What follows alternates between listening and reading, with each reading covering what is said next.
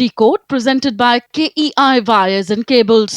विकसित भारत का विकसित वायर को पावर्ड बाय मोंगिया स्टील का बादशाह, डॉक्टर ऑर्थो आयुर्वेदिक ऑयल एवं कैप्सूल। अब दर्द भी घुटने टेकेगा। PIMR Indore joins India's elite universities, bringing global top 20 standards. मुल्तानी पश्मीना, अपने हक का खाओ, सब कुछ पचाओ।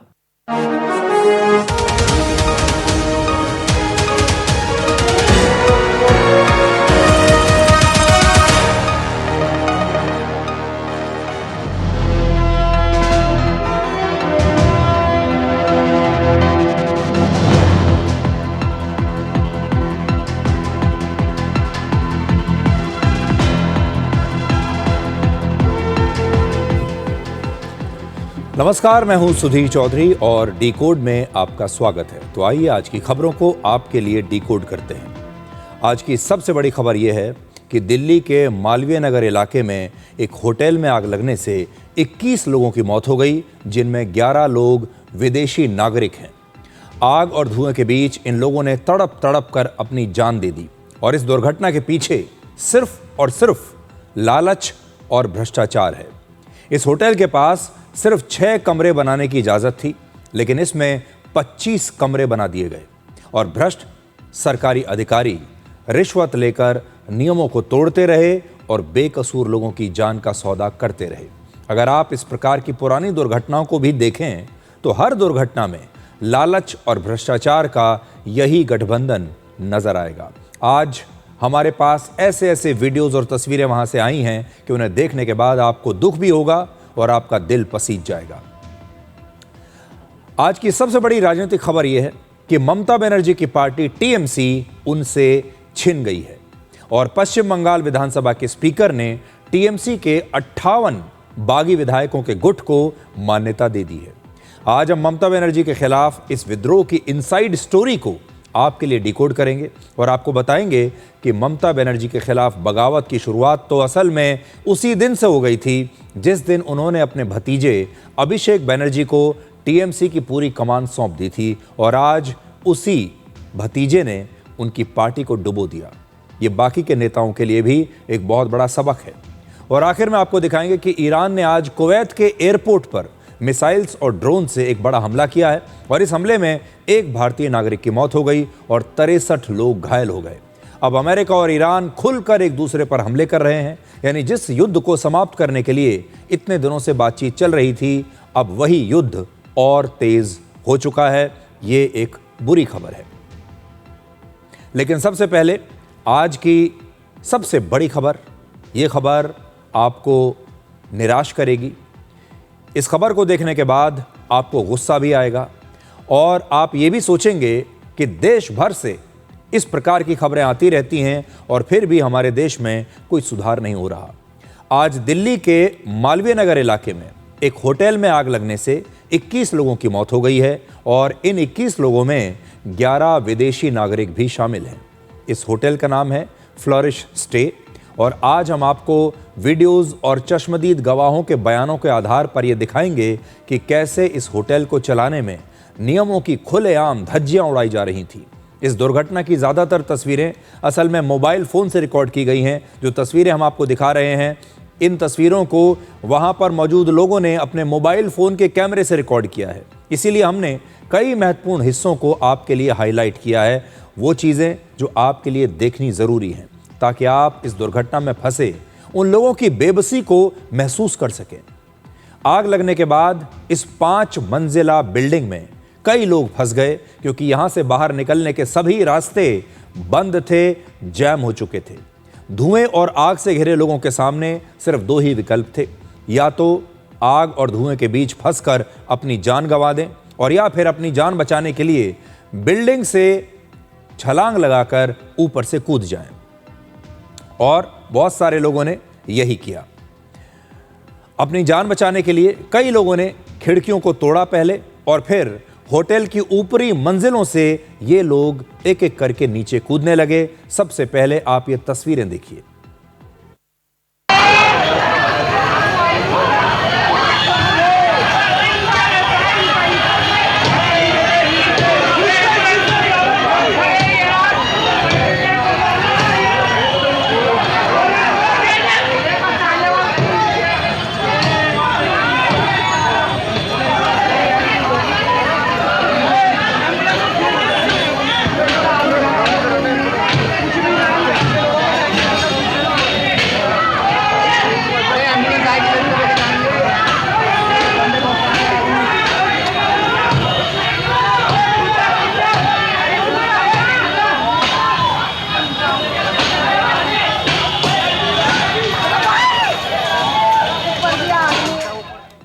आग लगने के बाद होटल में फंसे लोगों के लिए हर सेकंड भारी पड़ रहा था।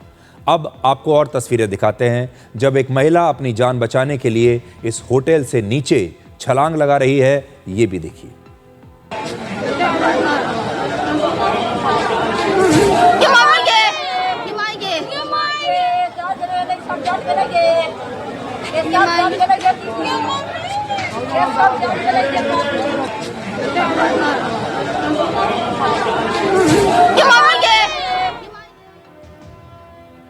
चश्मदीद गवाहों के मुताबिक एक और महिला अपने बच्चे के साथ इस आग में फंस गई। जब बाहर निकलने का कोई रास्ता नहीं बचा तो इस महिला ने अपने बच्चे और अपनी जान बचाने के लिए तीसरी मंजिल से नीचे छलांग लगा दी। वहां पर मौजूद जो लोकल लोग थे उन्होंने बिल्डिंग में फंसे लोगों को बचाने के लिए नीचे जमीन पर गद्दे बिछा दिए थे जिससे ऊपर से कूदने वाले लोगों को ज्यादा चोट ना आए। अब ये तस्वीर देखिए। छोटे से बच्चे को लेकर वो तीसरी मंजिल पे से कूदी, लेकिन उसका पैर फ्रैक्चर हो गया था। जब भी बोल रही थी वो कि मेरा पैर टूट चुका। फिर उसके बाद में बहुत पब्लिक ने मतलब वो करा, बहुत मंजिल पे से कूदे। फिर उसके बाद में बहुत बढ़ता चला गया मामला। लोगों को यहाँ पे इसका एग्जिट और एंट्री एक ही जगह से है, लोगों को निकलने की जगह नहीं थी तो लोगों ने खिड़की से कूदना शुरू किया। कुछ लोग जान बचाने के लिए शीशे तोड़ के कूद रहे थे तो यहाँ पे गद्दे वाले बेचारे उन्होंने गद्दा लगा दिया तो इससे उनको चोट कम लगी, अदरवाइज तो सीरियस इंजर्ड है। और 20 लोग तो मैंने खुद गिने कि मरे हैं। यहाँ पे 6-7 रूम्स की परमिशन है, यहाँ पे 25-25 लोग इन्होंने बना रखे हैं। ओवरलोडेड होते हैं एसीज यहाँ पे इतने चलते हैं हर रूम से, सिलेंडर्स हैं उनके फटने से यहाँ पे ज्यादा प्रॉब्लम होती है। अभी तक की जो जांच हुई है उससे ये पता चला कि सबसे पहले ये आग आज सुबह लगभग 9 बजे इस होटल के बेसमेंट में बने रेस्टोरेंट में लगी। थोड़ी ही देर में यह आग पूरी बिल्डिंग में फैल गई और लोगों को बचने का मौका तक नहीं मिला।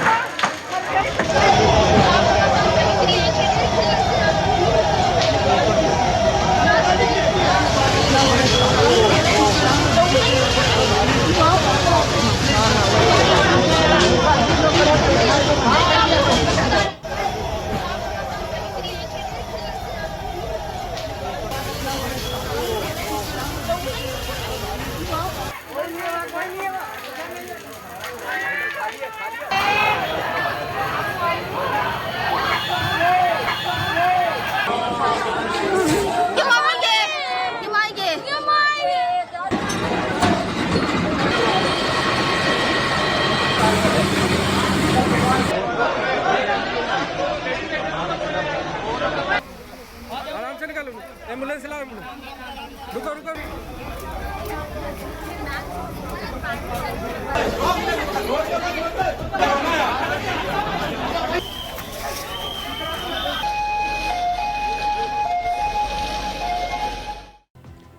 अब देखिए इस होटल में कैसे नियमों को तोड़ा जा रहा था। इस होटल का एंट्री गेट और एग्जिट गेट एक ही है और इस दुर्घटना के वक्त यह गेट भी बंद हो गया, लॉक हो गया, जैम हो गया था। दुर्घटना के वक्त जो लोग वहां अंदर मौजूद थे उनका कहना है कि इस होटल के गेट में ऑटोमेटिक लॉक लगा हुआ था और आग लगने की वजह से यह लॉक जैम हो गया, मतलब उसके बाद से यह गेट बंद हो गया और जो लोग अंदर थे गेट बंद होने की वजह से वो अपनी जान बचाने के लिए बाहर जा ही नहीं सके। इसीलिए होटल के बाहर के लोगों ने पहले पत्थर मारकर इस गेट का शीशा तोड़ा और फिर इस गेट को तोड़कर वहां अंदर फंसे हुए लोगों को बचाने की कोशिश की। अंदर से आवाजें आ रही थी रोने की और हेल्प हेल्प, क्योंकि जो चफन गिलास था इनका खुल नहीं रहा था और मेन इनका गेट जो था वो इलेक्ट्रॉनिक था, वो रात में ही बंद कर देते हैं। वो इलेक्ट्रॉनिक जैसे आग लगी इलेक्ट्रिसिटी इनकी कट हो गई तो उसकी वजह से इनका जो है मेन गेट जो था वो ब्लॉक था। फिर नीचे से ही हमने ईंटें मार के पत्थर मार के वो शीशे तोड़े थे। कटर से काट के हम नीचे गए, नीचे से हमने पेशेंट को निकाला। मोस्टली फॉरेनर पेशेंट थे वहाँ पे, सीढ़ियों पे, बाथरूम में, जहां मिल सकता था वहां से हम लोगों ने उठाया। तो ज्यादातर लोग अनकॉन्शियस थे, होश था लेकिन प्रॉपर अनकॉन्शियस थे धुएं की वजह से। आग लगने के थोड़ी देर के बाद वहां पर पुलिस पहुंची, फायर ब्रिगेड की टीम भी पहुंच गई, लेकिन ये बिल्डिंग जिस स्थान पर है वहां तक फायर ब्रिगेड की गाड़ियों को पहुंचने में भी परेशानी हुई, क्योंकि इस बिल्डिंग की सबसे बड़ी खामी ये थी कि इसमें एसी और ज़्यादा से ज़्यादा कमरे बनाने के लिए भी इसकी सभी खिड़कियों को पूरी तरह से बंद कर दिया गया था। जिस जगह पर ये बिल्डिंग मौजूद है वहाँ पर आप देख सकते हैं जो सड़क है, गली है, वो बहुत सकरी है। यहाँ पर गाड़ियों का अंदर जाना इतना आसानी से संभव नहीं हो पाता।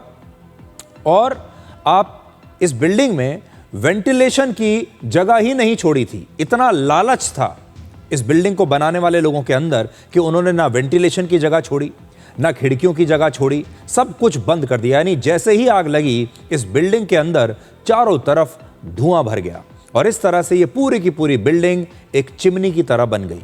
इसलिए फायर ब्रिगेड को आग बुझाने और लोगों को बचाने में काफ़ी परेशानी हुई। दुर्घटना में ज़्यादातर लोगों की मौत दम घुटने की वजह से हुई है। फायर ब्रिगेड ने इस दुर्घटना में 40 लोगों की जान बचा ली और जिन लोगों को बचाया गया उनमें से कुछ की हालत बहुत गंभीर है। 15 लोग इस समय आईसीयू में भर्ती हैं, जिनमें से 8 लोग वेंटिलेटर पर हैं। देखिए, ये जो बिल्डिंग है ये बेसमेंट, ग्राउंड प्लस 5 अपर स्टोरीज है और इस बिल्डिंग को पूरी तरह से सील किया हुआ है चारों तरफ से। इसमें आगे की तरफ फसाड लगा हुआ है और फसाड के अंदर जो खिड़कियां हैं या इवन बाथरूम की भी जो खिड़कियां इस बिल्डिंग के अंदर हैं वो सारी सील्ड हैं, उनमें कोई ओपनिंग की व्यवस्था नहीं दी गई है। तो ये बिल्डिंग एक शाफ्ट की तरह है। तो ऐसी बिल्डिंगों में जहाँ वेंटिलेशन का कोई प्रोविज़न नहीं होता, जब भी कोई फायर इंसिडेंट होगा तो आग जब लगेगी तो हीट और धुआं बहुत तेज़ी से पूरी बिल्डिंग में फैल जाएगा और उसकी वजह से किसी को उससे निकलने का समय नहीं मिलेगा। इस तरह की बिल्डिंग में अक्सर ऐसा होता है। 39 पेशेंट्स लाए गए थे हमारे पास बिटवीन दोनों हॉस्पिटल्स, जिनमें से 18 ब्रॉट डेड थे। पूरा उनका जिसको हम एस्फिक्सिएशन कहते हैं बिकॉज ऑफ स्मोक और कुछ बर्न्स जो ब्रॉट डेड पेशेंट्स थे। अब ये देखिए कि इस होटल को चलाने के लिए कितने सारे नियमों को तोड़ा गया था। इस होटल के पास फायर डिपार्टमेंट का एनओसी नहीं था, ना ही इस होटल के नक्शे को मंजूरी मिली थी। इस होटल को बेड एंड ब्रेकफास्ट कॉन्सेप्ट के तहत एक लाइसेंस जारी किया गया था और इस होटल के पास सिर्फ 6 कमरे बनाने की इजाज़त थी। फिर से सुन लीजिए, सिर्फ 6 कमरों की मंजूरी थी, लेकिन इस होटल में 25 कमरे बना दिए गए, एक के ऊपर एक, और इस होटल में आने जाने का भी सिर्फ एक ही रास्ता था। इस दुर्घटना के लिए कई लोग जिम्मेदार हैं। पहला, इस होटल का मालिक जिसने सारे नियमों की धज्जियां उड़ा दी सिर्फ पैसा कमाने के लालच में। दूसरा, एमसीडी दिल्ली नगर निगम, जिसने इस होटल को ऐसे ही चलने दिया बिना रुके और ये जांच नहीं की कि वहां पर कितनी अवैध चीजें हो रही हैं, कितने नियमों को तोड़ा गया है, वहां पर कितने कमरे बना लिए गए हैं। सबसे बड़ा सवाल यह है कि पिछले कुछ वर्षों में जब इस होटल में लगातार नए कमरे बन रहे थे, लगातार कंस्ट्रक्शन चल रहा था, तो क्या उस समय किसी ने इसे रोका नहीं? क्यों नहीं रोका? क्या किसी ने इनका लाइसेंस चेक नहीं किया? और तीसरा, फायर डिपार्टमेंट खुद, जिसने एनओसी तो नहीं दिया लेकिन उसने भी जांच नहीं की। यह उनकी भी एक बहुत बड़ी लापरवाही है। दिल्ली पुलिस ने होटल के मालिक के खिलाफ केस दर्ज कर लिया है और इस होटल को 3 पार्टनर्स मिलकर चला रहे थे और इन्हीं लोगों के दिल्ली में कई और होटल्स और गेस्ट हाउस हैं। यानी आप ये मानकर चलिए कि जो दूसरे होटल और गेस्ट हाउस ये लोग चला रहे हैं उनमें भी ऐसी ही लापरवाही बरती जा रही होगी, उसमें भी पैसा कमाने के लालच में ऐसे ही नियमों को तोड़ा गया होगा। इस होटल के तीनों पार्टनर्स के नाम आज पूरे देश को जरूर जानने चाहिए। इनके नाम हैं लवकेश बजाज, जय मिश्रा और लोकेश बजाज।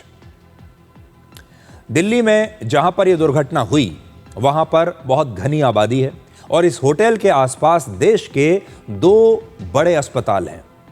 ये तो तस्वीर आप देखिए, ये होटल कहां पर था। यहां भी आप यही देखेंगे, एक के ऊपर एक बिल्डिंग्स चढ़ी हुई हैं, किसी चीज की कोई जगह छोड़ी नहीं है। सड़कों पर अवैध कब्जे कर लिए गए हैं, गलियां इतनी सकरी बनाई हैं क्योंकि सबको बड़े मकान बनाने हैं, सबको बिल्डिंग्स बड़ी बड़ी बनानी है। जिसके पास 6 कमरों का लाइसेंस है उसे 25-25 कमरे बनाने हैं और खुलेआम ये पूरी अवैध कंस्ट्रक्शन दिल्ली के इन इलाकों में चल रही थी। अब देखिए पूरी कहानी क्या है। इस इलाके के आसपास देश के 2 बहुत बड़े अस्पताल हैं, इसलिए इस इलाके में ज्यादातर लोग देश और विदेश से इन अस्पतालों में इलाज कराने के लिए अपने मरीजों को लेकर आते हैं। जो लोग विदेश से यहां आते हैं, आप ये भी कह सकते हैं कि ये उन लोगों के लिए ये इलाका एक मेडिकल टूरिज्म का हब है, क्योंकि आसपास के जो हमारे पड़ोसी देश हैं वहां से लोग आते हैं सस्ता इलाज कराने के लिए भारत में, और इन अस्पतालों के पास जो भी उन्हें मकान मिलता है, जो भी रहने की जगह मिलती है, वो वहां रुक जाते हैं। जो लोग इलाज के लिए आते हैं यहाँ पर, उनके परिवार, उन पेशेंट्स के परिवार अस्पताल के आसपास के इन छोटे मोटे होटल्स में ही ठहरते हैं। इसलिए इस इलाके में काफी संख्या में छोटे और सस्ते होटल्स बन गए हैं। यहाँ 35 से ज्यादा होटल्स और गेस्ट हाउस हैं। जिस होटल में आग लगी वहां पर भी कई विदेशी नागरिक ठहरे हुए थे, और ये लोग भी इलाज के लिए यहाँ पर आए थे। मरने वालों में लाइबेरिया, नाइजीरिया, मोजाम्बिक और बांग्लादेश के नागरिक हैं। इस आग में गुरुग्राम में रहने वाले एक ही परिवार के 8 सदस्यों की मौत हो गई। मरने वाले इन 8 लोगों में विवेक अग्रवाल, उनकी मां प्रेमलता अग्रवाल और उनकी पत्नी तर्जनी अग्रवाल भी शामिल हैं। और हुआ ये कि विवेक के पिता राधेश्याम अग्रवाल पिछले 3-4 दिनों से अपने फेफड़े की बीमारी के इलाज के लिए इस होटल के नजदीक एक अस्पताल में भर्ती थे। 2 जून को उनकी तबीयत ज्यादा बिगड़ गई, जिसके बाद परिवार के कई सदस्य और रिश्तेदार इसी होटल में आकर रुक गए, क्योंकि उन्हें लगा कि कभी भी उनकी जरूरत पड़ सकती है। लेकिन अब यह दर्दनाक दुर्घटना इस पूरे परिवार को ही उसने खत्म कर दिया। जहां पर यह दुर्घटना हुई उस इलाके में एक कमरे का एक दिन का किराया 2000 से लेकर 2500 रुपए के बीच में है। लेकिन ऐसे होटल्स के पास ना तो फायर डिपार्टमेंट की मंजूरी होती है और ना ही इनमें सुरक्षा का कोई भी इंतजाम किया जाता है। तो आप ये देख सकते हैं, ये बहुत ही दुर्भाग्य है। दिल्ली भारत की राजधानी है, दूसरे देशों से भी यहाँ पर लोग आते हैं।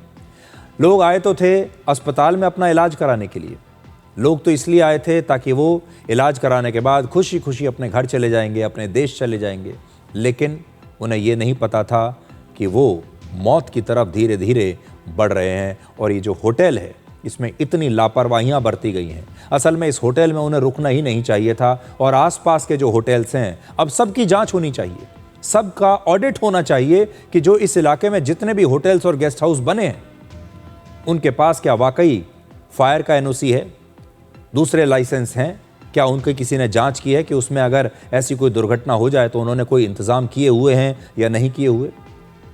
आपको याद होगा दिल्ली में 1 हफ्ते से भी कम समय में ये दूसरी बड़ी घटना है। इससे पहले 30 मई को दिल्ली के ही साकेत के इलाके में एक 5 मंजिला बिल्डिंग ऐसे ही गिर गई थी। ये जो जगह है, जो बिल्डिंग की हम आपको दिखा रहे हैं, ये दोनों जगहें बहुत दूर नहीं है, एक दूसरे के आसपास ही हैं। और इस दुर्घटना में भी 6 लोगों की मौत हो गई थी और कई लोग जख्मी हुए। इसी हफ्ते दिल्ली के बुराड़ी इलाके में भी गैस सिलेंडर फटने से एक पूरी बिल्डिंग गिर गई थी। इससे पहले पिछले साल आपको याद होगा दिसंबर में गोवा के एक नाइट क्लब में बहुत भयंकर आग लग गई थी, जिसमें 25 लोगों की मौत हुई थी। इन सभी घटनाओं में एक बात कॉमन है, लालच और भ्रष्टाचार।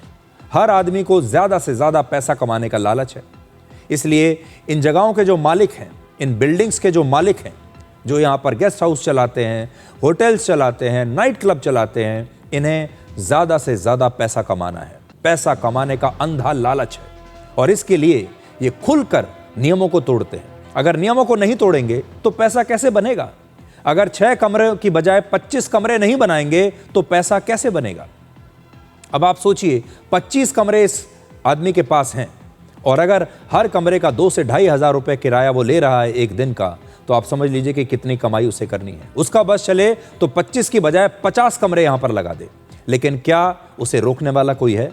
और इस प्रकार के जो लोग हैं वो लालच की वजह से 100 गज की जमीन पर कई मंजिला बड़ी बड़ी बिल्डिंग्स बना लेते हैं। सोचिए 100 गज कितनी जमीन होगी, लेकिन इतनी छोटे से जमीन के टुकड़े पर भी बड़ी बड़ी ऊंची ऊंची इमारतें बना दी जाती हैं। उनमें एक के ऊपर एक नए नए कमरे खड़े कर दिए जाते हैं। सुरक्षा के कोई इंतजाम नहीं किए जाते, ना खिड़की है, ना बचने के लिए कोई रास्ता है, ना फायर का कोई एनओसी है, सिर्फ इसलिए क्योंकि इन्हें पैसा कमाना है। पैसा बचाने के लिए इन बिल्डिंग्स की सुरक्षा पर कोई खर्च नहीं किया जाता। और अगर आप इस प्रकार की पुरानी दुर्घटनाओं को भी देखेंगे तो हर दुर्घटना में आपको लालच और भ्रष्टाचार का यही गठबंधन हर बार एक के बाद एक नजर आएगा। और यह होता कैसे है? जिन सरकारी अधिकारियों पर इसे रोकने की जिम्मेदारी है वो इसे कभी रोकते नहीं, क्योंकि रिश्वत लेकर नियमों को तोड़ते जो लोग हैं उन्हें वो रोकना नहीं चाहते। और ये लोग रिश्वत खाते रहे और नियमों को टूटते हुए देखते रहे और बेकसूर लोगों की जान का सौदा ऐसे ही ये सरकारी अधिकारी करते रहे। ऐसे अवैध निर्माण को इसी प्रकार के भ्रष्ट सरकारी अधिकारी बढ़ावा देते हैं और फिर भ्रष्टाचार करते हैं, और ये सबके लिए एक बिजनेस मॉडल बन गया है। अगर इन बिल्डिंग्स के मालिक ज्यादा पैसा कमाते हैं तो फिर वो उस पैसे को सरकारी अधिकारियों के साथ शेयर भी तो करते हैं। इसलिए जब इस प्रकार आम जनता की जान का सौदा होता है तो उससे सब पैसा कमाते हैं। उससे जो लोकल थाने वाले हैं वो भी पैसा कमाते हैं, जो अधिकारी हैं नगर निगम के वो भी पैसा कमाते हैं। जिसके पास भी ये ताकत है कि वो ऑडिट कर सकता है, वो इन्हें रोक सकता है, हर वो व्यक्ति बिक जाता है, रिश्वत लेने लगता है और फिर ये सारी चीज़ें खुलेआम होती हैं और ये सब के लिए फ़ायदेमंद होता है। और इस तरह लालच और भ्रष्टाचार की वजह से हमारे देश में ऐसी घटनाएं बिना रुके होती चली जाती हैं, चाहे वो दिल्ली हो, चाहे मुंबई हो, चाहे गोवा हो या कोई और शहर। आप अपने आसपास भी जब देखेंगे तो आपको सैकड़ों हजारों ऐसी अवैध बिल्डिंग्स अपने शहर में भी, चाहे आप किसी भी शहर में रहते हैं, आपको ऐसे ही मिल जाएंगी, जिन्हें रोकने वाला कोई नहीं, जिन्होंने अवैध रूप से सड़कों पर कब्जा किया हुआ है, जिसमें छोटे से जमीन पर प्लॉट पर उन्होंने न जाने कितनी बड़ी बड़ी बिल्डिंग्स बनाई हुई हैं, सुरक्षा पर कोई पैसा खर्च नहीं किया है। और ऐसी घटनाओं के बाद कुछ छोटी मोटी कार्रवाई तो होती है, बहुत छोटी मोटी, लेकिन कुछ समय के बाद फिर से लालच और भ्रष्टाचार का ये खेल शुरू हो जाता है। जिस दिन हमने आपको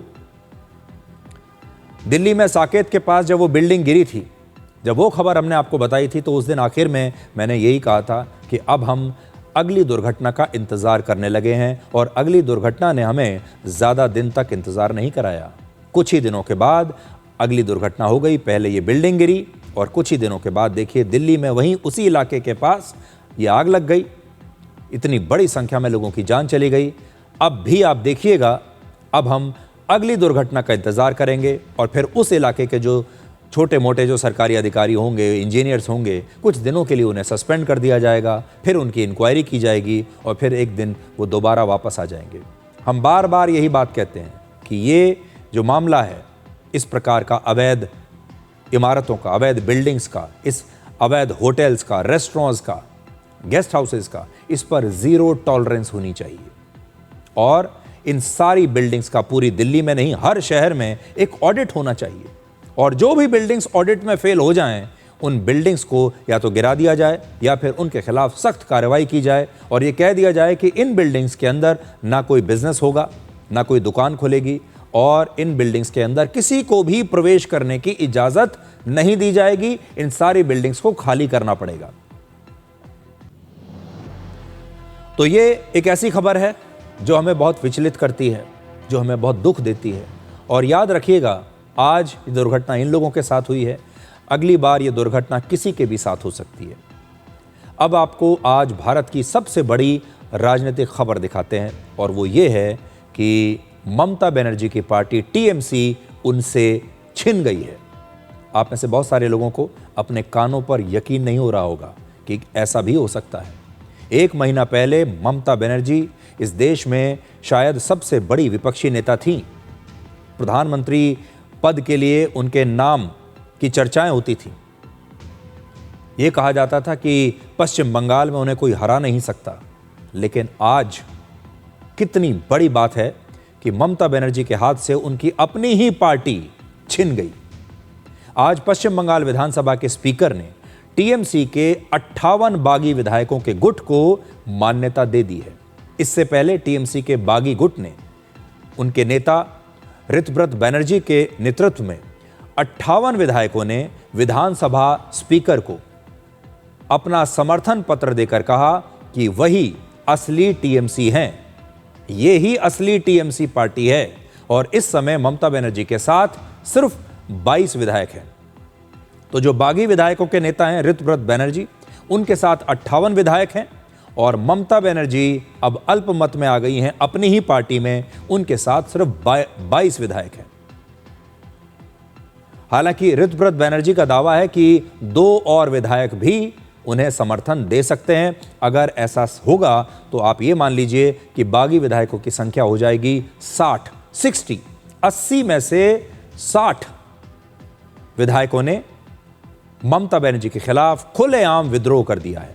इसलिए इन बागी विधायकों ने विधानसभा स्पीकर से टीएमसी के मौजूदा नेता, जो विधानसभा में नेता विपक्ष जिन्हें बनाया गया है, उनका नाम है शोभन देव चट्टोपाध्याय, तो बागी गुट ने कहा है कि शोभन देव चट्टोपाध्याय को नेता विपक्ष के पद से हटाकर बागी गुट से एक नया नेता चुना जाए और वही नेता पश्चिम बंगाल की विधानसभा में नेता प्रतिपक्ष होना चाहिए। और इस मांग को विधानसभा के स्पीकर ने मान लिया है और अब ऋतव्रत बनर्जी पश्चिम बंगाल विधानसभा के नए नेता विपक्ष बन गए हैं, बिना ममता बनर्जी की मर्जी के। ममता बनर्जी ने और अभिषेक बनर्जी ने जिस नेता को नेता विपक्ष नियुक्त किया विधानसभा में, उसे हटा दिया गया है और ममता बनर्जी की मर्जी के खिलाफ ऋतव्रत बनर्जी अब नेता विपक्ष बन गए हैं।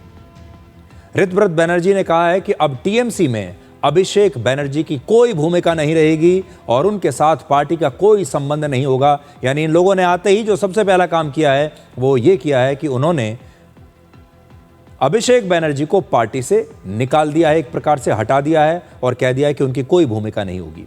ममता बनर्जी ने मुस्लिम तुष्टीकरण के सहारे 15 वर्षों तक पश्चिम बंगाल में अपनी सरकार चलाई, लेकिन इस समय उनके मुस्लिम विधायक भी ममता बनर्जी का साथ छोड़ चुके हैं। कैसे, आप देखिए। बागी गुट में इस समय 17 मुस्लिम विधायक शामिल हैं जो पश्चिम बंगाल के मालदा और मुर्शिदाबाद जैसे इलाकों से चुनाव जीत कर आए हैं। टीएमसी के 80 में से 38 विधायक मुस्लिम हैं और इसमें से भी आधे विधायक अब ममता बनर्जी का साथ छोड़कर बागी गुट के साथ आ चुके हैं। अब आपको पश्चिम बंगाल की राजनीति की सबसे शक्तिशाली तस्वीर दिखाते हैं। यह तस्वीर उस समय की है जब टीएमसी के बागी विधायकों का गुट अपने समर्थन पत्र के साथ विधानसभा स्पीकर से मिलने पहुंचा। यानी आज की यह तस्वीर सिर्फ टीएमसी के बागी विधायकों की नहीं है, बल्कि यह तस्वीर बता रही है कि अब टीएमसी में ममता बनर्जी का युग समाप्त हो चुका है। सबसे बड़ी बात यह कि टीएमसी का यह बागी गुट कोई नई पार्टी नहीं बना रहा, वो टीएमसी को ही अपनी पार्टी बता रहे हैं। इनका कहना है कि अब भी ममता बनर्जी ही उनकी नेता रहेंगी और ममता बनर्जी ही उनकी पार्टी की अध्यक्ष भी रहेंगी, लेकिन वो ममता बनर्जी के किसी भी फैसले को स्वीकार नहीं करेंगे। यानी फैसले अब ये लोग लेंगे। इसलिए वो पश्चिम बंगाल विधानसभा का हर महत्वपूर्ण पद टीएमसी के बागी गुट के विधायकों को अब देना चाहते हैं।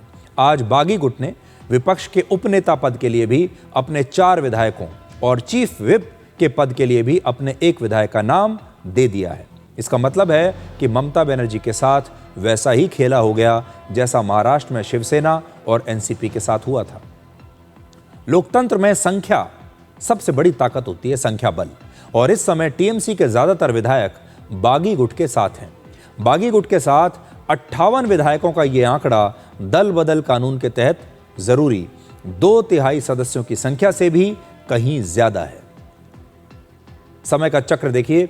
1 जून को ममता बनर्जी ने टीएमसी विधायक ऋतव्रत बनर्जी और संदीपन साहा को पार्टी विरोधी गतिविधियों के आरोप में सस्पेंड कर दिया था और आज इन दोनों ने ही टीएमसी के 58 विधायकों के साथ मिलकर ममता बनर्जी के हाथों से ही उनकी अपनी ही पार्टी टीएमसी का पूरा कंट्रोल छीन लिया।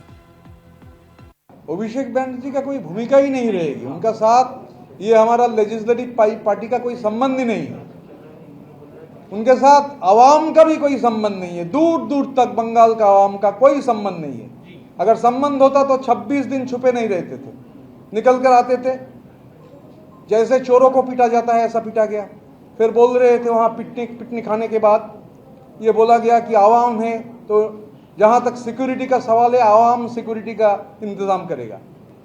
हम लोग कोई भी स्टेट गवर्नमेंट से भी सेंट्रल गवर्नमेंट से भी कोई सिक्योरिटी मांगे नहीं है।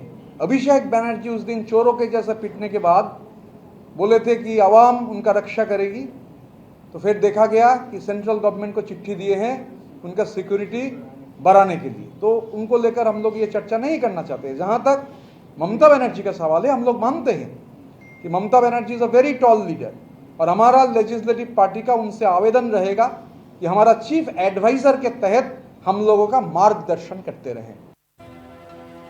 अब ममता बनर्जी डैमेज कंट्रोल करना चाहती हैं और आज उन्होंने टीएमसी की सभी कमेटियों और टीएमसी के सभी संगठनों को भंग कर दिया और टीएमसी अब अपने कामकाज, अपने प्रदर्शन और संगठन की समीक्षा और आत्मचिंतन करेगी। ममता बनर्जी ने यह फैसला इसलिए लिया क्योंकि ज्यादातर कमेटियों और संगठनों में टीएमसी के बागी गुट के ही विधायक और नेता थे और अब ममता बनर्जी अपने नजदीकी नेताओं, विधायकों या सांसदों के साथ दोबारा अपनी नई टीम बनाना चाहती हैं। इस फैसले के बाद ममता बनर्जी ने आज कालीघाट में अपने घर पर ही एक बैठक बुलाई और इसमें अभिषेक बनर्जी भी शामिल हुए। टीएमसी का दावा है कि ममता बनर्जी अपने बागी विधायकों से बात करके उन्हें मनाने की कोशिश कर रही है। ये दावा है ममता बनर्जी के गुट का और इसके साथ ही पार्टी पर दोबारा नियंत्रण करने के लिए कानूनी मदद लेने पर भी ममता बनर्जी अब विचार कर रही हैं कि अगर पहले तो ये देखा जाए कि संविधान में क्या इसके बारे में नियम है और फिर क्या अदालत में जाकर वो ये कह सकती हैं कि ये जो पूरा टेक ओवर कर लिया है बागी विधायकों ने, ये गैर कानूनी है। लेकिन ममता बनर्जी के लिए अब ये सब करना इतना आसान नहीं होगा क्योंकि आज इसी बैठक में कोलकाता के मेयर फिरहाद हकीम ने अपना इस्तीफा देने की घोषणा की है, जिसे ममता बनर्जी ने मान भी लिया है। तो देखिए कि अब कोलकाता के मेयर ने भी अपना इस्तीफा दे दिया है। पूछ कर आइए तृणमूल कांग्रेस किसका है, लोग बोलेंगे ममता मीन्स तृणमूल, तृणमूल मीन्स ममता दीदी। तो इसके साथ दूसरा कोई कंपैरिजन नहीं होता। एनसीपी के साथ हुआ, उसके बाद अभी शिवसेना के साथ हुआ, अब तृणमूल कांग्रेस के साथ हुआ। ये बीजेपी का ब्रेन चाइल्ड है। अभी हम कोई कमेंट नहीं करूंगा। कुछ लोग कुछ ट्रैप में आकर कुछ किया है, तो उसके तरफ से एक खत जमा हुआ है, हमारा तरफ से एक खत जमा हुआ है और एक एक्सपेल्ड दल बदलू को वो स्पीकर साहब रूम का चाबी अलाउ किया है। बाकी हमारा लीडरशिप पूरा पार्लियामेंट्री जो रीति है, जो लीगल पॉइंट्स है, देख रहा है। इसके ऊपर अभी कोई कमेंट नहीं करूंगा। अब आपको ये बताते हैं कि ये स्थिति आई कैसे। 2 पॉइंट्स में ममता बनर्जी के खिलाफ टीएमसी में सबसे बड़े विद्रोह की इनसाइड स्टोरी आपको बताते हैं। पहला पॉइंट ये है कि अभिषेक बनर्जी की जो मनमानी थी वो ममता बनर्जी को बड़ी भारी पड़ी। टीएमसी के नेताओं और कार्यकर्ताओं की शुरुआत से ही ये शिकायत रही है कि अभिषेक बनर्जी उनसे बहुत कम मिलते थे और मनमानी करते थे और अपने सारे फैसले वो अपने नेताओं और कार्यकर्ताओं पर थोप देते थे। अभिषेक बनर्जी के हर फैसले को ममता बनर्जी आंख बंद करके अपना समर्थन देती थी और अभिषेक को ममता बनर्जी का पूरा आशीर्वाद मिला हुआ था। ममता बनर्जी अपने भतीजे के मोह में उनकी बातों को ही हमेशा, उनके फैसलों को ही हमेशा प्राथमिकता देती रही, जबकि टीएमसी के जो पुराने नेता थे और टीएमसी के ज़मीनी कार्यकर्ता जो थे, उनकी बात अब पार्टी में सुनी नहीं जा रही थी। तो इसलिए आप एक प्रकार से कह सकते हैं कि जो परिवारवाद है, ये जो बड़े बड़े नेता हैं, ये जब पार्टियां बनाते हैं अपनी, तो उसे एक प्राइवेट कंपनी की तरह रखते हैं और ये सोचते हैं कि उस पार्टी पर इनके परिवार का कब्जा ही हमेशा बना रहे और इसीलिए ये जो पार्टियां हैं, ये एक पारिवारिक पार्टी बनकर रह जाती हैं। इन पार्टियों में जो बड़े बड़े नेताओं के रिश्तेदार होते हैं, उनके परिवार के लोग होते हैं, उनके बच्चे होते हैं, उनके बेटे बेटी, भाई भतीजे, ये सब पूरी पार्टी पर कंट्रोल कर लेते हैं। उनका ना कोई तजुर्बा होता है, ना उनका कोई अनुभव होता है और वो अपनी मनमानी चलाते हैं। लेकिन उन्हें इतना बड़ा पद अचानक से बिना मेहनत किए, बिना संगठन में काम किए इतना बड़ा पद दे दिया जाता है, जिसकी वजह से संगठन में काम करने वाले जो दूसरे नेता हैं वो निराश होते हैं, उनके बीच असंतोष पैदा होता है और इस प्रकार से जो पारिवारिक पार्टियां हैं, एक ना एक दिन वो ऐसे ही टूटती हैं, उनमें ऐसे ही विद्रोह होता है। तो हमारे देश में जो पारिवारिक पार्टी चलाने वाले क्षेत्रीय नेता हैं या राष्ट्रीय नेता भी हैं, आज उनके लिए एक बहुत बड़ा सबक है कि उन्हें क्या नहीं करना चाहिए। तो पहला कारण है अभिषेक बनर्जी। दूसरा, आईपैक ने, आप जानते हैं आईपैक एक संस्था है जो चुनावों को लेकर कंसल्टेंसी देती है। आईपैक ने टीएमसी का पूरा कंट्रोल असल में अपने हाथों में ले लिया था। आईपैक एक पॉलिटिकल कंसल्टिंग फर्म है जो राजनीतिक पार्टियों के लिए चुनाव जीतने की रणनीति बनाती है। ये जो कंपनियां हैं, प्राइवेट कंपनियां, ये बड़े बड़े नेताओं के पास जाती हैं और कहती हैं कि आप हमें ये कॉन्ट्रैक्ट दे दीजिए। ये कॉन्ट्रैक्ट होते हैं कई सौ करोड़ के, हमें 200 करोड़ दे दीजिए, 300 करोड़ दे दीजिए, और हम ये सुनिश्चित करेंगे कि अगले चुनाव में आप ही की जीत हो। हम बनाएंगे स्ट्रैटेजी, हम रणनीति बनाएंगे।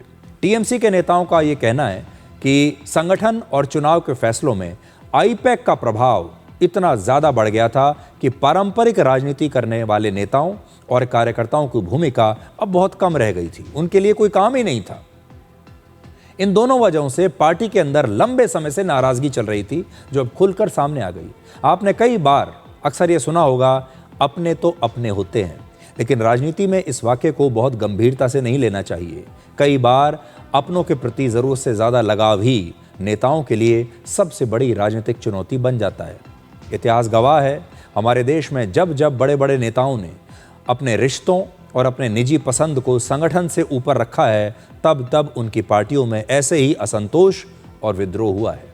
इससे एक सीख मिलती है, अपनों से प्यार और मोहब्बत को घर के अंदर तक रखिए, वही ज़्यादा अच्छा रहेगा, क्योंकि राजनीति में फैसले रिश्तों से नहीं, रिश्तेदारों से नहीं, बल्कि मजबूत संगठन और कार्यकर्ताओं के भरोसे चलते हैं।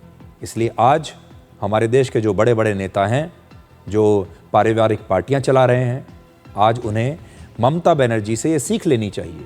अगर उन्होंने उद्धव ठाकरे से सीख नहीं ली, अगर उन्होंने शरद पवार से ये सीख नहीं ली, तो कम से कम ममता बनर्जी से तो ये सीख लेनी चाहिए उन्हें कि अपने जो परिवार के लोग हैं, जो उनके अपने हैं, उन्हें अपने परिवार में, घर में रखिए, उनके साथ क्वालिटी टाइम बिताइए, उनके साथ प्यार कीजिए, मोहब्बत कीजिए, उनके साथ छुट्टियां मनाइए, उन्हें बाहर खाने पर ले जाइए, लेकिन उन्हें अपनी पार्टी में शामिल मत कीजिए। यानी अपनी पार्टी का पूरा दारोमदार उनके ऊपर मत डालिए। जब आपके बच्चे अनुभवी हो जाएं, जब आपको लगे कि वो परिपक्व हो चुके हैं, तब अपने रिश्तेदारों को पार्टी में कोई पद देना चाहिए, उससे पहले नहीं। आज बनर्जी परिवार के लिए बहुत बुरा दिन है।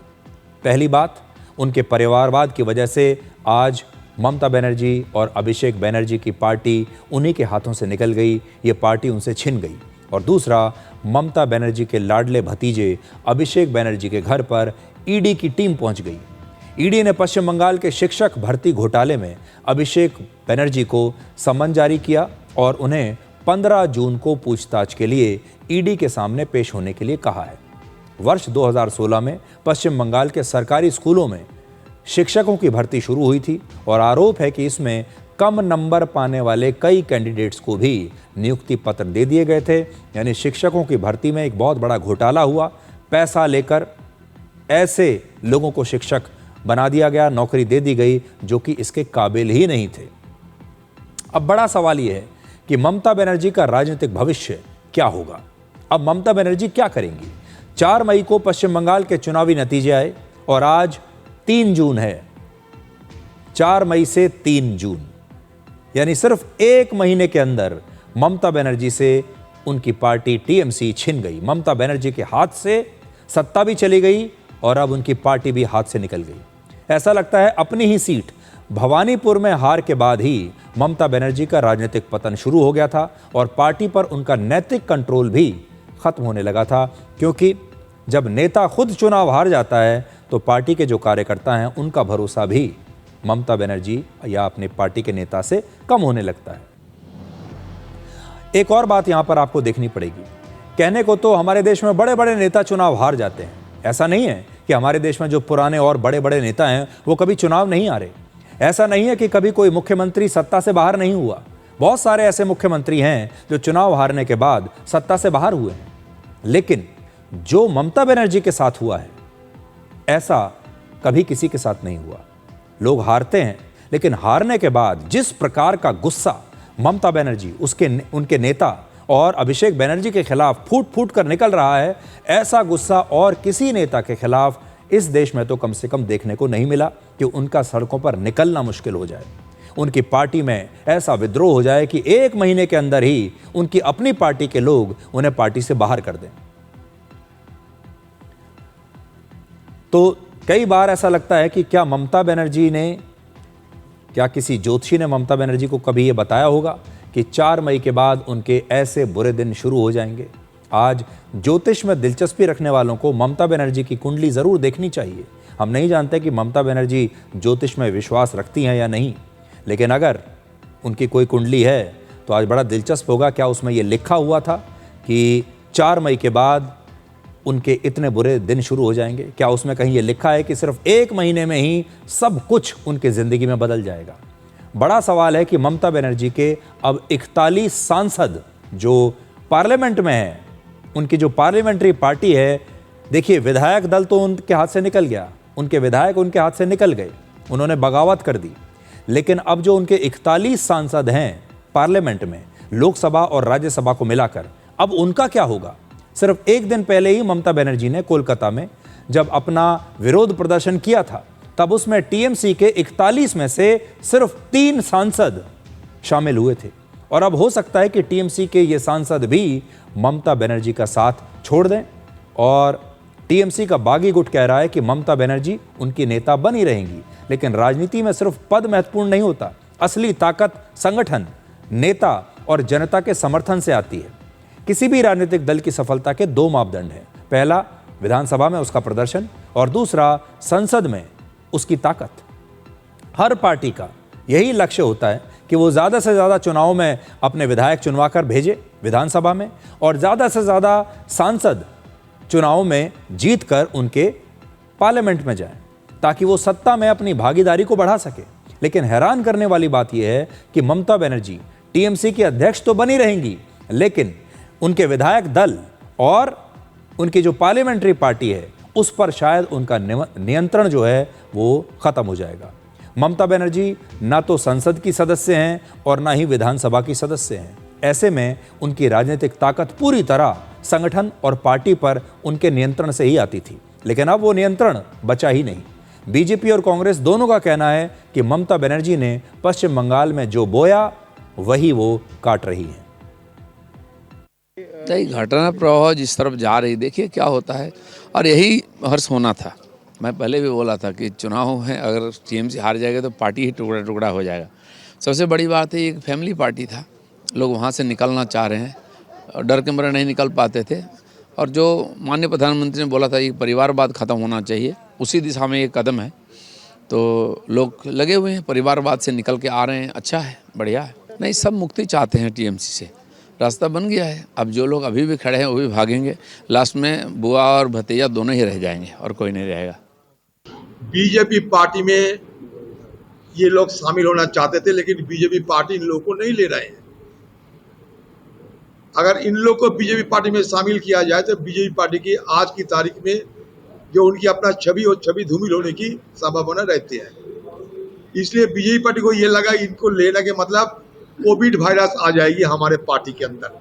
तो इसलिए मोदी जी को जो नारा थे ना, ये 2 गज की दूरी रहना बड़े जरूरी कोविड से बचने के लिए, ये 2 गज की दूरी में इन लोग को रखे गए हैं। तो अब ये देखना बड़ा दिलचस्प होगा कि ममता बनर्जी के जो सांसद हैं, जो पार्लियामेंट में बैठते हैं, चाहे वो राज्यसभा के हों या लोकसभा के हों, खास तौर पर ऐसे सांसद जो उनके बड़े करीबी रहे हैं, जो उन पर बहुत मक्खन लगाकर उन्हें खुश करते हुए यहाँ तक पहुँचे हैं, उनका क्या होगा? ऐसे सांसद जो सिर्फ सोशल मीडिया पर ही सक्रिय रहते हैं, सिर्फ सोशल मीडिया पर एक वीडियो बना दिया, सिर्फ सोशल मीडिया पर अपना एक बयान डाल दिया और उतने में ही छुट्टी हो गई, ऐसे सांसदों का अब क्या होगा? क्या अब नया जो बागी गुट है, जो ये कह रहा है कि अभिषेक बनर्जी की कोई जगह नहीं, जो ये कह रहा है कि ममता बनर्जी अब कोई फैसला नहीं ले सकती, अब ये बागी गुट इन सांसदों का क्या करेगा? क्या इन्हें पार्टी से निकाल दिया जाएगा या अपने लालच में ममता बनर्जी के ये सांसद भी अब बागी गुट में मिल जाएंगे, क्योंकि इन्हें अपनी सदस्यता बचानी है और इन्हें हमेशा सत्ता के करीब रहना है? ये देखना बड़ा दिलचस्प रहेगा। और जैसा मैंने आपको बताया, ममता बनर्जी इस समय ना तो संसद की सदस्य हैं, इसलिए पार्लियामेंट्री पार्टी में उनकी बहुत ज़्यादा दखल नहीं रह पाएगी, और इसी प्रकार से वो विधानसभा की भी सदस्य नहीं है, क्योंकि वो खुद चुनाव हार चुकी हैं।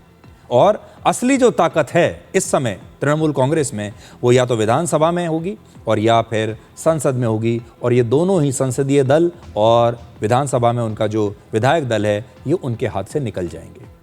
अब आप देखिए समय का चक्र, और ये बार बार हर व्यक्ति के लिए एक सीख होती है। सिर्फ 1 महीने पहले तक पश्चिम बंगाल में ममता बनर्जी और उनके भतीजे अभिषेक बनर्जी का किस कदर शान शौकत और उनका जलवा हुआ करता था। कितनी शान से चलते थे लोगों की भीड़ के बीच, लोग आते थे, पैर छूते थे, सेल्फी लेते थे, मीडिया जो ये कहते थे वही छापता था, कोई चुनौती नहीं, और इनको लगता था कि ये बहुत लोकप्रिय हैं, जनता कभी भी इन्हें धोखा नहीं देगी। जब निकलते थे सड़कों पर तो शहंशाह की तरह निकलते थे, राजा की तरह निकलते थे, और इनको लगता था कि जनता से अगर एक बार हाथ मिला लिया तो जनता धन्य हो जाएगी। जनता भी इन्हें दिखाने के लिए इनकी सेल्फी ले रही है, इनके वीडियोस रिकॉर्ड कर रही है। ये देखिए, जब सत्ता में आप होते हैं तो सब कुछ दिखना बंद हो जाता है।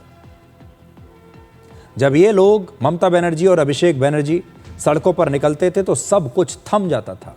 सड़कों के दोनों तरफ सैकड़ों हजारों लोग खड़े होते थे एक झलक पाने के लिए। ममता बनर्जी के साथ टीएमसी नेताओं और कार्यकर्ताओं की पूरी फौज चलती थी, सिक्योरिटी चलती थी। इसी तरह अभिषेक बनर्जी की तस्वीरें भी मैंने आपको दिखाई। जब निकलते थे तो ट्रैफिक को रोक दिया जाता था। बड़ी शान से, शान और शौकत से लोगों का अभिवादन करते हुए वो आगे बढ़ते थे एक शहंशाह की तरह। उन्हें हर प्रकार की छूट मिली हुई थी। वो कई बार सड़कों पर ट्रैफिक को रोककर अपनी चुनावी सभाएं करते थे, लेकिन चुनावी नतीजों के सिर्फ 1 महीने के बाद ही आज ये पूरी तस्वीर बदल गई।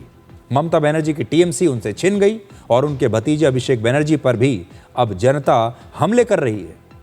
सत्ता की सबसे बड़ी सच्चाई यही है कि सत्ता हमेशा बदलती रहती है और वो किसी की सगी नहीं होती। इसलिए सत्ता में रहते हुए अहंकार और घमंड कभी नहीं करना चाहिए, क्योंकि राजनीति में जो आज सबसे शक्तिशाली दिखाई देता है, कल वही सबसे बड़ी चुनौती का सामना भी कर सकता है। ये सबके लिए सीख है। अब देखिए, ऋतव्रत बनर्जी, ये नया नाम है जो बार बार आपको सुनने को मिलेगा, जिसने ममता बनर्जी से ये पार्टी छीन ली। उनकी सबसे खास बात यह है कि जब पश्चिम बंगाल में सीपीआई सत्ता में थी तब वो सीपीएम में थे। जब टीएमसी सत्ता में आई तब वो टीएमसी में शामिल हो गए, और खुद अभिषेक बनर्जी ही उन्हें लेफ्ट पार्टी से उठाकर तृणमूल में लेकर आए। और आज जब ममता बनर्जी सत्ता से बाहर हो गई तो उन्होंने ममता बनर्जी के ही खिलाफ विद्रोह करके टीएमसी को उनसे छीन लिया। जिस ममता बनर्जी के बिना उनकी पार्टी टीएमसी में एक पत्ता भी नहीं हिलता था, आज उनकी पूरी पार्टी ताश के पत्तों की तरह बिखर गई है। ये कहानी सिर्फ पश्चिम बंगाल की नहीं है। ममता बनर्जी के हाथों से टीएमसी के छिन जाने का राष्ट्रीय राजनीति पर भी बहुत बड़ा असर पड़ेगा। अब वन मैन पार्टी वाले विपक्षी दल अपने आप धीरे धीरे पूरे देश में कैसे ताकत खोते जा रहे हैं, ये आप देखिए। उद्धव ठाकरे, शरद पवार, ये दोनों महाराष्ट्र में अपनी ताकत और अपनी पार्टी खो चुके हैं। इनके खिलाफ उनके अपने ही लोगों ने, विधायकों ने, सांसदों ने विद्रोह कर दिया। डीएमके और आरजेडी जैसी पारिवारिक पार्टियों को जनता नहीं हरा दिया।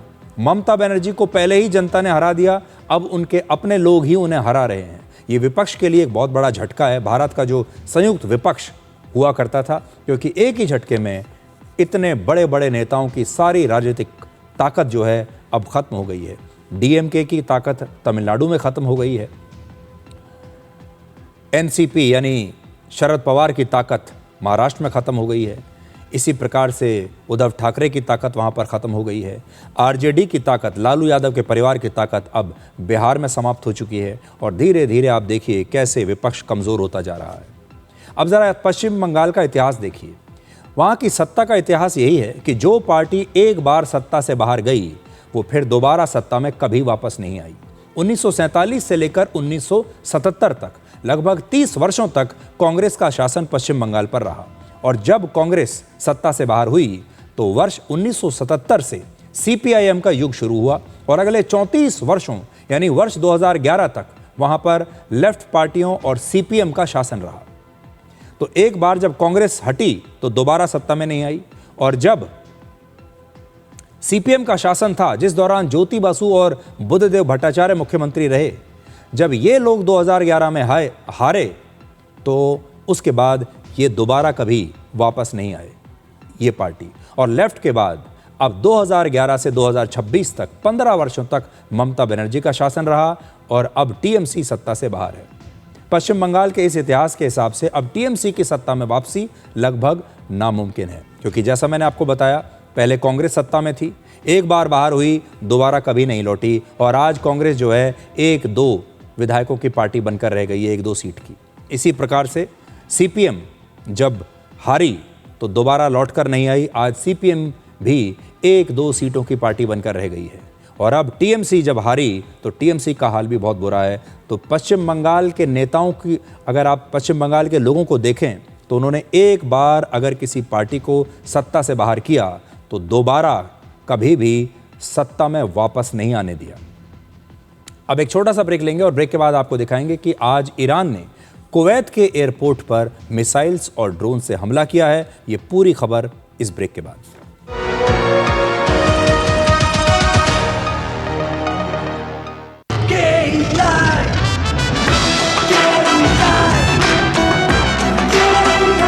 विकसित भारत का विकसित Bharat. PIMR Indore joins India's elite universities, bringing global top 20 standards at a 32 years academic legacy. Learn to lead high quality education in management, commerce and law. Table के ऊपर जब भी खाते हैं दबा के खाते हैं। ये भाई साहब सब पचा देते, पर दिक्कत तो उन्हें आती है जो टेबल के नीचे से खा। मुल्तानी पश्मीना, अपने हक का खाओ, सब कुछ पचाओ।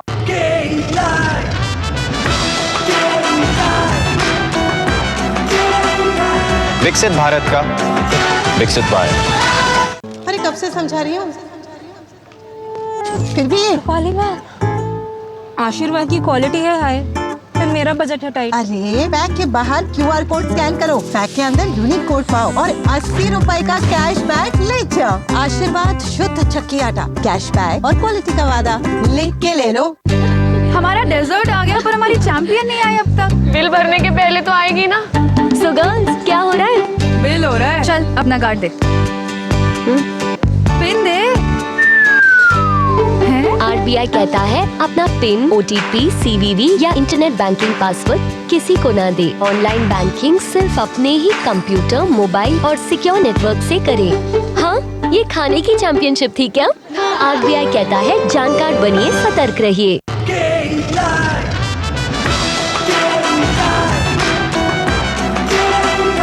विकसित भारत का विकसित भारत।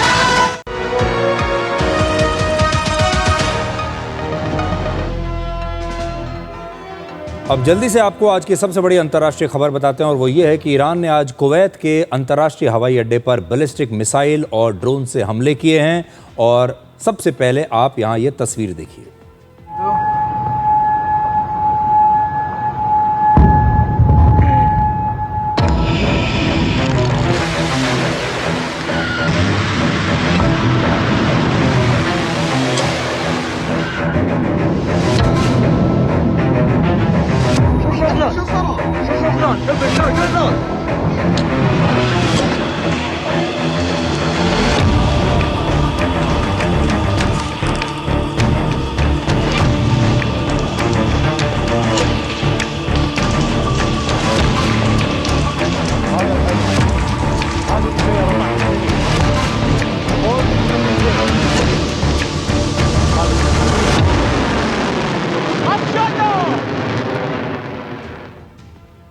अब अमेरिका और ईरान एक दूसरे पर फिर से हमले कर रहे हैं और पिछले 24 घंटों में अमेरिका ने ईरान पर एक साथ कई हमले किए हैं।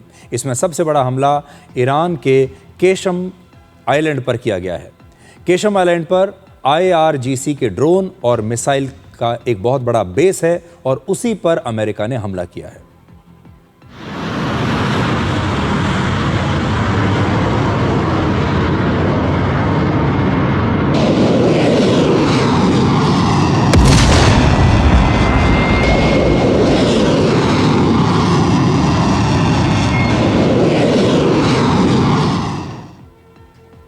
और अब एक छोटा सा ब्रेक और ब्रेक के बाद डिकोड जिंदगी में आपको दिखाएंगे आज का विचार।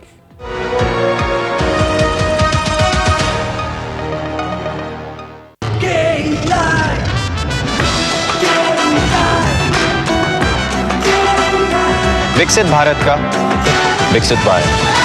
PIMR Indore joins India's elite universities, bringing global top 20 standards at a 32 years academic legacy. Learn to lead high quality education in management, commerce and law. This is no ordinary sky. This is where legends are born.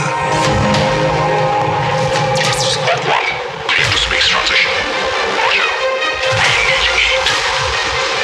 In the vast expanse above, the Indian Air Force reigns. Unseen, unstoppable, unmatched. The Indian Air Force to be a cut above. Goldiee मसाले के 100 ग्राम के special packs में freshness lock है। ऐसे गोल्डी मसाले जहां जाएं रिश्ते बनाएं।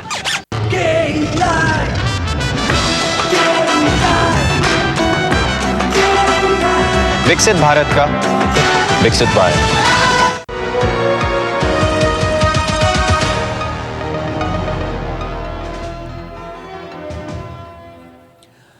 और अब हम डी कोड के आज के एपिसोड के कुल व्यूज आपको बताते हैं। आपकी स्क्रीन के बाईं तरफ देखिए, जो नंबर आपको दिखाई दे रहा है वो इस समय है 7.1 मिलियन, मतलब 71 लाख व्यूज़ हमारे आज के इस एपिसोड के रहे हैं। ये नंबर क्रोम डीएम की लाइव ट्रैकिंग के ज़रिए हम तक पहुंच रहा है, जो हमारे रियल टाइम डिजिटल व्यूज़ को आपकी स्क्रीन पर दर्शाता है, और ये है 7.1 मिलियन। आप हमें इतना प्यार देते हैं, हम पर इतना विश्वास करते हैं, इसके लिए आपको बहुत बहुत धन्यवाद। और देखिए, इतनी ही देर में अब ये स्कोर हो गया है 7.2 मिलियन, जिससे आप देख सकते हैं कि कैसे जल्दी जल्दी फटाफट जो व्यूज़ हैं वो बढ़ते जा रहे हैं। तो आज के लिए डी कोड में इतना ही। अब आपसे हमारी अगली मुलाकात होगी कल रात 9 बजे। तब तक आप खुश रहिए, सुरक्षित रहिए, स्वस्थ रहिए। और यदि कोई चीज़ आपको सच्ची खुशी देती है तो उसे पाने का साहस कीजिए। ज़्यादा से ज़्यादा बुरा यही होगा कि आपको एक सीख मिलेगी, और सबसे अच्छा ये होगा कि आपकी पूरी ज़िंदगी बदल जाएगी। नमस्कार।